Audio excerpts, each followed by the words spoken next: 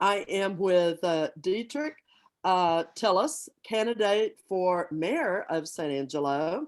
Welcome. I want to let you know that I am asking all the candidates the same questions. And so the very first question I have is, who is Dietrick Tillis? Thank you. Thank you for asking that question. Basically, just like I try to give a little example on my website, just kind of break it down a little bit about my background, but just really briefly, I'm 43 years old. I've been married for 17 years. I have two beautiful daughters, family dog. I'm a native Texan. Grew up in Fort Worth, Texas. Public school educated, graduated in 3 years with honors. I went to school. I have my Bachelor of Science in Criminal Justice and a Executive Master's in Business Administration from Prairie View A&M University. With my undergrad in criminal justice, I served as a juvenile probation officer out in Montgomery County. Learned a lot in that endeavor. Once I decided to get married, I kind of shifted or transitioned into healthcare and went back to school for long-term care administration. Worked in that field for about 18 years, 18 and a half years or so. I've held different roles in leadership in the Houston market in acute care settings, working in the hospital, along with a long-term care or nursing home setting. So I understand the needs of the aging population and age-specific needs. And I was recruited to San Angelo to be the Director of Compliance and Quality Improvement with the Las Brunswick Clinic in 2019. So my family and I, we were all moved out here. Have just fallen in love with West Texas, fallen in love with San Angelo. We've been out to Big Bend, really taking everything in. We love it. It's where we're going to raise our children, and I most definitely want to, make the best of it for not only them but for all of the young folks and families out here. Well, what motivated you to choose to run for city council? Well, to run for mayor, what actually came about just hearing the need and understanding that there was displeasure just in terms of some what would you be basically considered commonalities, expecting fresh water to drink, safe streets to drive on, activities that further stimulate young people. That's why I have an emphasis on STEM with after school programs, and basically just understanding that a lot of people may feel like they're either underemployed or may even have experienced being unemployed and trying to figure out how to get climb up that ladder. So I want to basically create basically connecting our residents with our resources, because that was one of the first stops that I made in terms of when I decided to run for mayor, is to get a little bit more background in terms of what's the unemployment rate out here. And in looking at that and talking to the director of the Workforce Commission out here, she basically told me that it runs about 6.9%, which is down from 7.3%. And a population of 100,000 folks, it's not horrible, but it's not the greatest. Usually it should be around 3.5 to 4%. Or so, but I just feel like I could bring some ideas to the table and help with that endeavor. And I think the role of being mayor will be the most instrumental way I could contribute to this community. Okay, you kind of touched actually on the next question, which is, what do you bring to the table that will improve our city council? Oh, gotcha. Yes. Again, my wealth of knowledge and experience, like I said, over the last 18 years, I've served in several leadership roles in the Houston market. In long-term care, I've been a director of sales and marketing. I've been an assistant administrator where I've run a nursing facility. I've been a regional for a company in the Houston market, basically where I train different liaisons and teams to go out and build business and basically meet the needs of the community in terms of our seniors. I feel like I have a wealth of knowledge, that the same principles can be applied that I learned over my 18 years that can be applied to city government. So just say, for example, my role currently as Director of Compliance and Quality Improvement, when I hear that we have water contamination issues to where it has to be, constant issues have to be sent out to boil water, or the water's not even safe to use, not even besides flushing the toilet, that tells me there's a compliance and quality improvement issue going on. There has to be some regulation, some standard that we need to be looking into to make sure that if something breaks down, it doesn't make it all the way to our main water supply. That shouldn't be something that the community has to figure out. That's something our city government needs to figure out. Now, I feel like I can assist with that. Have you been following city council for a while? And if so, what changes do you feel need to be made? Well, a lot of people want clear, concise answers, transparent government. Um, I feel like we're not really hearing a direct message to the people. Besides, being willing to accept that there's things going on. We're waiting to hear answers. Again, I don't just say I have to keep harping on the water situation. We still haven't gotten final word as to the root cause of what actually went on, what happened, and the community is asking. I'm asking. And again, we're still waiting. And that's something that I feel like with my experience in compliance and quality improvement, I'm also the risk manager for the facility and the safety officer. So for the clinic. So I'm well aware of the questions that should be asked, that hopefully if the people decide that I am the choice for mayor of San Angelo, I can get to the bottom of some of these things. All right, I'm going to change our questions a little bit now. I'm going to ask your perspective. I'm going to kind of bullet point some Sure. topics Okay. and get your perspective on it. And of course, I'm going to start with our infrastructure, water lines collapsing. Okay. Yeah, I mean, for me, I guess some of the questions that I would have is with the valves that we have, what is the life expectancy of a valve? When's the last time that they've been maintenance or even checked for that they're still up to standard? Is there fail safes in between the line where it came from versus when it makes it all the way to the main water supply? There should be some fail safe that cuts it before it gets to the main water supply. Those are just common, just without me, knowing all the ins and out details of it. Those are just commonalities that anyone should be able to expect of the infrastructure. In terms of the roads, the conditions of the roads that you see in San Angelo, everybody's aware of it. Everybody's complaining about it. We're not getting any clear answers as to what's the plan to fix it. I recall at the last city council, 2 city council meetings ago, it was a question after the winter storm came, the damage is even further, and there's still not a clear plan as to how we're going to go about addressing it. So it's just, when it comes to the infrastructure things, there's just some questions that I feel like we kind of have to delve into and finally make it a priority to address.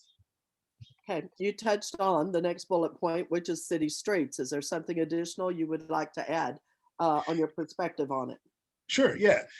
Like I mentioned before, one of my main pillars is creating a safe streets initiative, to where we can basically prioritize the potholes, the street issues. I mean, I know it's gone even further now since I initially lunged, but I know there's whole blocks that have to be replaced at this point. So I want to open it up to where the community will be able to communicate their concerns in their areas if they identify it, and we have a work crew or our city council response that let the public know how we're going to address it. Okay. Our rising crime and murder rate. Mm-hmm. I feel like we have, again, that still touches on what we prioritize. I've met with the San Angelo Police Department, and they gave me a tour of the facilities out there. And for us to be in 2021, they're in a facility that was built back in the 1950s.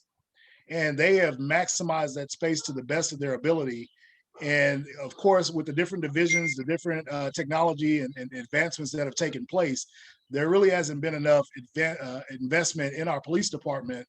So not only do they have to battle the internal management, but also keep our streets safe. I want to be very supportive of the police. I want to make sure that they have all the tools and equipment that they need that can sufficiently keep our city safe.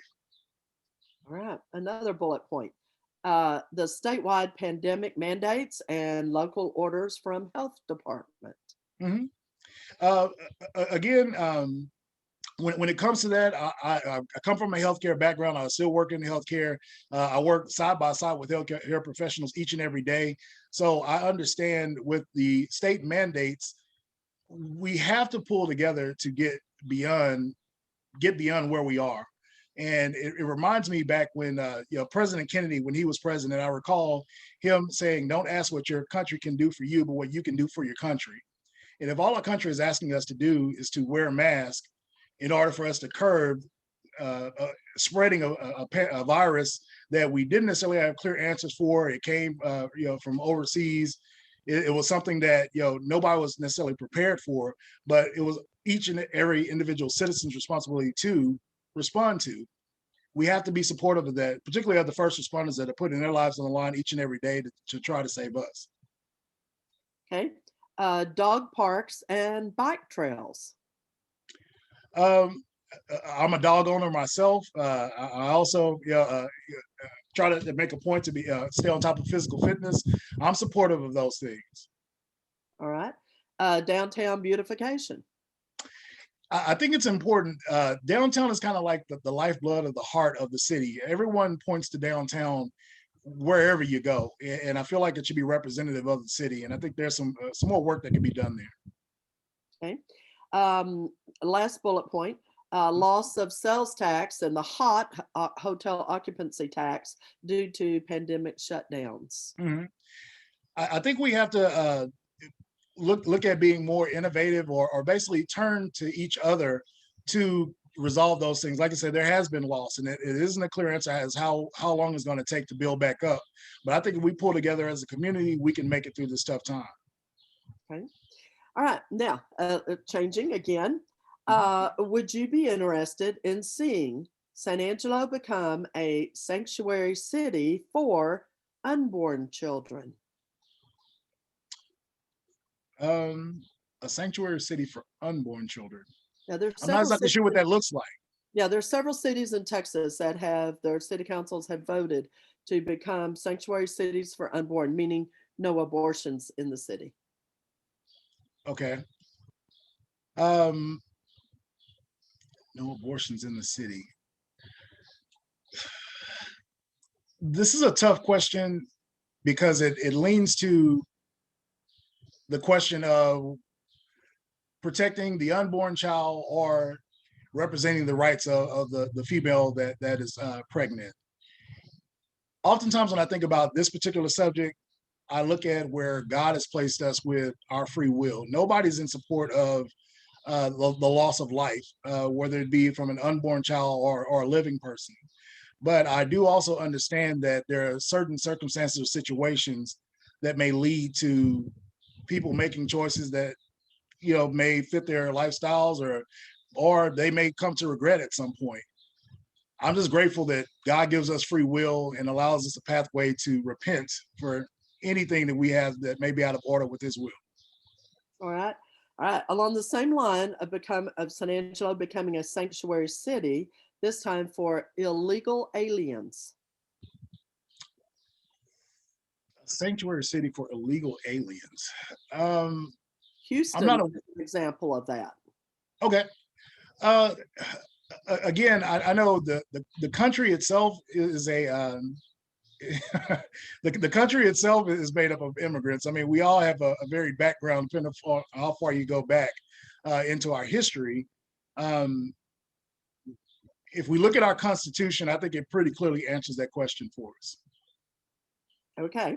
And one last one along that line of becoming a sanctuary city for the Second Amendment. I'm supportive of the Second Amendment. Everyone has the right to bear arms. I think you really have to be cautious and aware when it comes to making that decision. But I am supportive of the right to bear arms. Okay. What do you consider the main priorities that need to be addressed by the city council? Infrastructure. Again, the 4 points that I'm running on, that's where I feel like we really need to put a lot of emphasis. And I do know we need to create more revenue, but primarily prioritizing the water crisis with comprehensive compliance and quality improvement standards, creating a Safe Streets initiative to basically address the roads and the infrastructure out here. Basically investing in our young people with STEM programs. I want to be supportive of our education, ISD out here, Independent School District out here. So with the efforts that they're doing on a regular daily basis, I feel like we can support that with STEM initiatives, because that's where our economy is going, and need trained staff in order to meet the needs of jobs out there. And lastly, again, addressing the skills gap. I mean, even if you do have a job, is it paying you a livable wage? If it's not paying a livable wage, is there a way that you can increase your skills and be more of a contributor to our community? I feel like we can be very supportive that way. And those are 4 priorities I think we should focus on. Okay. Do you believe there is a way to trim back on the city budget and live within a modest budget without increasing taxes? I think that there's quite a few options out there that we can delve into without necessarily touching taxes. Again, because I'm not on the inside, I'd have to get a closer look at the budget itself, and I look forward to doing that if the folks agree to put me in place to do so.